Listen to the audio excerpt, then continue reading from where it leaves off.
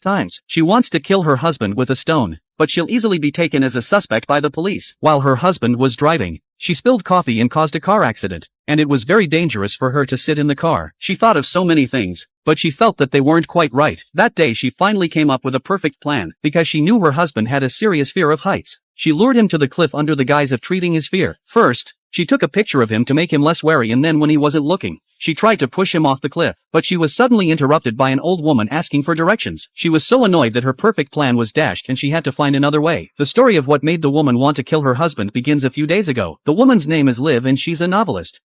She met her husband, Will, at a friend's party. They fell in love at first sight and soon entered into marriage. After marriage, the two of them were very fond of each other and would occasionally create a little romance. But one day, while Will was in the shower, Liv suddenly saw a text message on Will's mobile phone. She opened it and saw that it was an ambiguous word which made her mind blank in an instant. Had her husband Will done something wrong to himself? Will was very upset to learn that Liv had peeked at his mobile phone, but he explained to Liv that it was just a colleague's joke. In the face of Liv's incessant questioning, Will had no choice but to tell the truth about his betrayal. When she learned the truth, she was devastated and kicked Will out of the house. But the next morning, Will came back to apologize and brought back 2 tickets to Epic Park. This was instantly appealing to Liv because she'd always wanted a life of wilderness adventure, and with Will's sincere apology, Liv forgave him. But things didn't go as well as he'd hoped. The next day she went online to find out what the trip was all about, but accidentally found a video on Will's computer that hit her hard. It turns out that Will had been lying to himself the whole time and that he never broke it off with Carla. Liv was devastated, but for once she didn't show it, pretending not to know anything. She even gladly accepted Will's little surprise. From that moment on, the idea of killing Will was already in the back of her mind. Every time she imagines a way to do it, it doesn't work.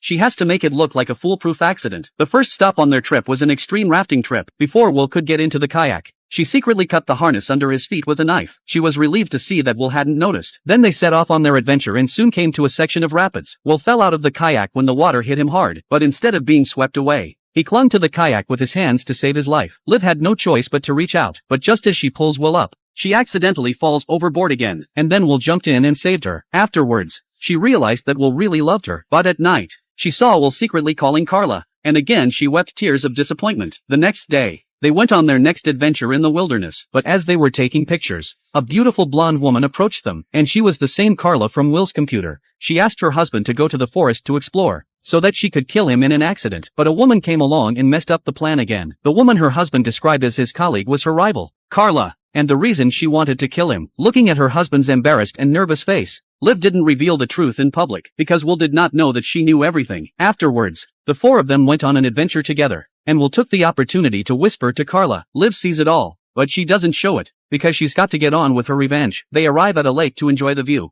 and Carla wants to get in the water and have some fun. While she was undressing in front of everyone, Will excused himself to go to the loo, but he kept his eyes on Carla and fell down the hill. Seeing Carla more excited than herself made Liv's heart explode, but for the sake of revenge, she had to hold her temper. Will's leg was injured and he couldn't get a signal on his mobile phone. They didn't have a satellite phone, so Liv decided to go down the mountain with Carla to find help. Along the way, Liv pretended not to know what was going on and chatted with Carla, whom she hated with a passion. Soon enough, they found a rescue team and Will was able to get the help he needed. Just as they were heading back to the hotel, they realized their car had disappeared. They had no choice but to hitch a ride with Carla. Back at the hotel, Will apologized for screwing up the expedition. Although Liv was angry, she had to pretend she didn't care and took care of Will. Since their luggage was in the car, Liv had to borrow some clothes from Carla. She did this on purpose to get closer to Carla. In one day, they seemed to have become best friends. Will was surprised when he nervously asked Liv what she'd said to Carla about how they'd become so close in just one day. But Liv said it was easy for women to express their feelings to each other, unlike men, who only knew how to express their feelings physically. Will lost his temper and said he'd apologized for his betrayal. So why did Liv have to go on and on about it?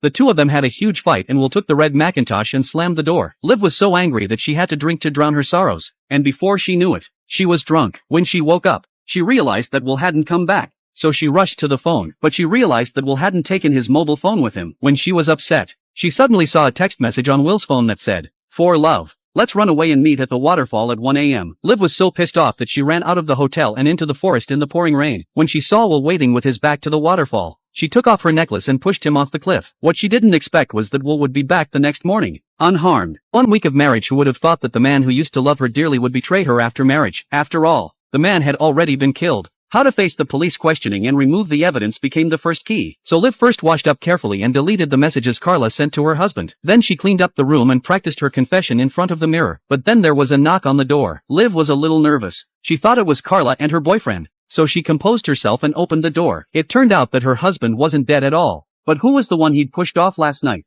A little confused, Liv thought she was hallucinating. But to be sure, she opened the door again. But when that handsome face came into view, Liv still couldn't accept the fact that she had killed the wrong person. She closed the door again and hid inside. Her husband, Will, thought she was angry with him for being there all night. So she explained outside that she'd spent the night drunk in the rec room, which means the guy never left the hotel. Liv realized it was probably Carla she'd pushed, and it turned out to be just as she suspected. When she saw the look on Carla's boyfriend's face when he couldn't reach his girlfriend, she realized that Carla had been pushed off the cliff. But she didn't dare to tell anyone. Carla's boyfriend couldn't reach her, so he called the police. The police soon organized a search and rescue operation, and other tourists also organized themselves to go into the forest to look for her. Liv and Will joined them, but Liv searched very hard.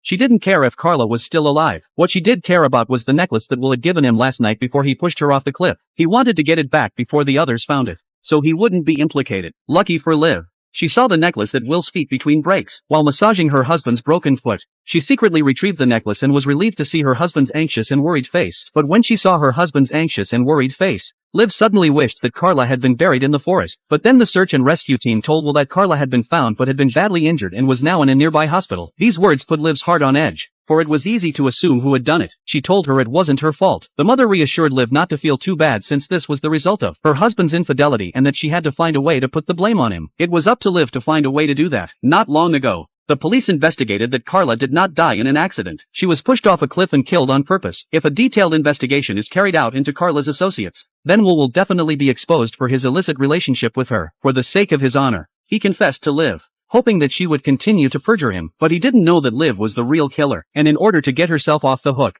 Liv had to accept her husband's betrayal with grace. She made Will give up all his contacts with Carla. She was going to erase Carla's messages with Will before the police could investigate. It's a good thing Carla used a disposable mobile phone to send her texts, and Carla was paranoid and liked to delete messages as soon as they were sent, so they don't have to worry about the text messages. Now the main problem is the emails. After all this, the scumbag saw that his wife hadn't shown any signs of aggression and thought that Liv had been generous enough to forgive him. So he told her all about how he and Carla had been secretly dating and seeing each other. He even gave him a key to his house, and that just pissed Liv off, because it meant that Carla had probably been in their house many times while she was gone. Feeling the scent of the other woman all over the house, Liv finally denounced the man as a jerk. But no matter what, the first order of business was to destroy all the evidence, not for Will's sake, but for her own. So she sends Will to the office first. Since Will and Carla worked together, they used the company's computers to send each other emails. All they had to do was delete each other's emails. It went surprisingly well, and Will quickly deleted the emails they'd been exchanging. After that, they went to Carla's house together. Under the guise of comforting Carla's boyfriend,